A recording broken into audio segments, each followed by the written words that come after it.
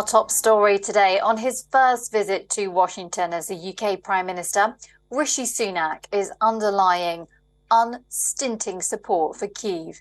While US and Britain are inching closer to giving Ukraine more support, Sunak is facing a harder sell about the UK's post-Brexit reliance. Well, despite broad US support for Britain, Sunak has all but given up on a post-Brexit trade deal from the Biden administration. He is lobbying for the UK to take a lead role in regulating AI, and the country will host the world's first summit on artificial intelligence later on this year.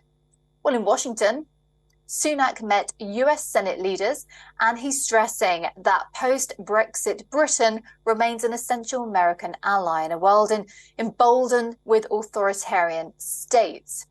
Well, Senate Majority Leader Chuck Schumer, Minority Leader Mitch McConnell, along with a bipartisan group of senators, hosted Sunak at Capitol Hill. Sunak and Biden will discuss artificial intelligence tech at their Thursday meeting today.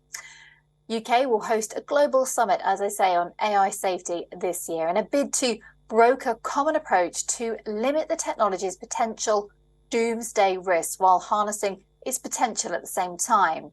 Well, Sunak is pitching for a future global AI regulator to be based in London. The allies are also discussing a robust approach to counter China. Well, the Biden administration has shown limited enthusiasm for a trade deal. The Prime Minister is pushing for US relief to UK car makers via greater access to critical minerals used in batteries. Well, Biden's Inflation Reduction Act offered vast subsidies to companies with US operations. Well, for more details, we've got Renaud Faucard joining us here, a political analyst and senior lecturer at Lancaster University. Good to see you. So we know that there was a lot of pressure on the British government to get this post-Brexit trade deal with the US. It didn't happen. What else can be salvaged from this relationship? I think the most important thing at the moment is to show goodwill. The UK was really stuck in a bad situation with the US because of Northern Ireland. Rishi Sunak has taken a big step in the direction of improving relationship with the US by signing up for a deal with the European Union, with Northern Ireland, in order to get trade flow more freely and hopefully to put back Northern Ireland on track to a functioning executive. So in that sense, there is no more big fight between the US and the UK. But now it's true that the US is in a very protectionist mood, the European Union too, so there's been the Inflation Reduction Act, a lot of investment in trying to increase manufacturing in the US, so nobody in the US is in the mood for a trade deal with the UK, and the truth is that the UK is relatively irrelevant in the big fight between the US and Europe, so the best thing at the moment that the UK is hoping to get is the same kind of exemption that the EU is getting in terms of trying to bypass some of the rules of the IRA that really favor only American manufacturers and excludes everyone else.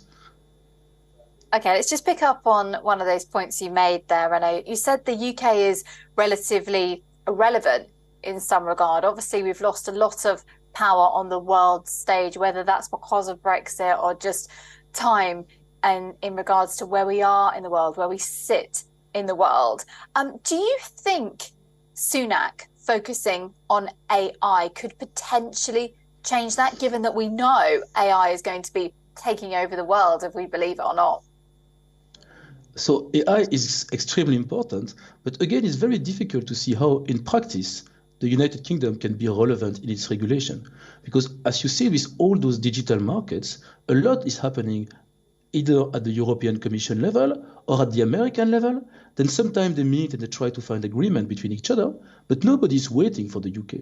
So in the European Union, the Digital Market Act is already in place, and now there is a new Artificial Intelligence Act. The rules are being written at the moment. In the US, the rules are being written at the moment. There are even fora in which the US and the EU are meeting and trying to find agreements to avoid, for instance, European firms being too aggressive towards American ones. And so what the UK tries to do, Ideally, initially, they wanted to host some kind of permanent regulator of AI, but that would mean some global regulator. But at the same time, as you know, the UK is fighting hard to exclude countries like China. So this is a global regulator, but only for the US and the EU somehow. So something that is a bit complicated to understand what it means. I think, again, it's largely a lot of show of goodwill. And in that sense, Sunak is very successful I think we cannot underrate the importance of showing that we are working together, because Sunak shows that he's willing to talk, that he will be able to re-engage, and that hopefully the UK will find ways to re-enter those existing fora between the US and the European Union. Because the UK is irrelevant in the sense at the moment they are not part of the rule makers, but it's not an irrelevant market. It's a big market, and it's still, hopefully, in the coming years, will come back as a gate of entry, English-speaking country with hopefully increased access to the European Union in the future. Renaud, thank you so much. Always an education. Renaud Faucade, political analyst and senior lecturer from Lancaster University. Thank you for coming on WION today.